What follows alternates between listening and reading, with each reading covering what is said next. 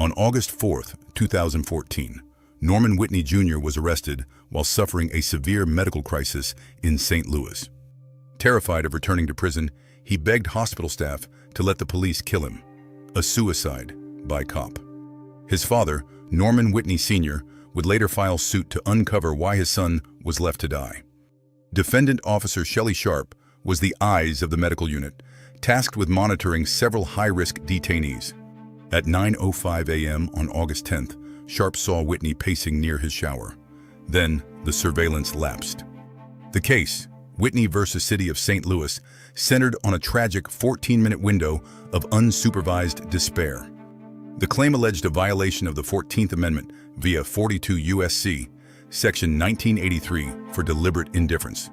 Plaintiff argued the jail failed to act despite Whitney's clear history of suicidal ideation and medical fragility. Crucially, a jail medical practitioner knew Whitney was suicidal, but failed to notify the officers on the floor. Plaintiff presented evidence that the 14-minute lapse in monitoring was the direct cause of Whitney's death. Sharp's strongest defense was simple. She had no subjective, actual knowledge that Whitney was at risk of suicide. The legal standard for deliberate indifference requires the official to be aware of the specific risk and disregard it.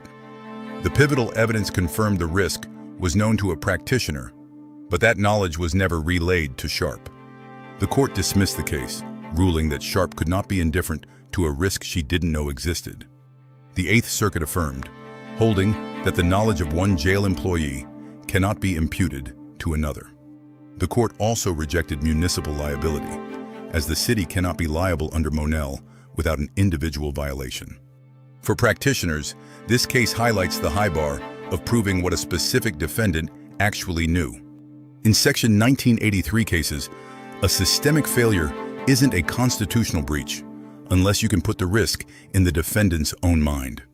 To survive a motion to dismiss, you must bridge the gap between institutional notice and individual knowledge.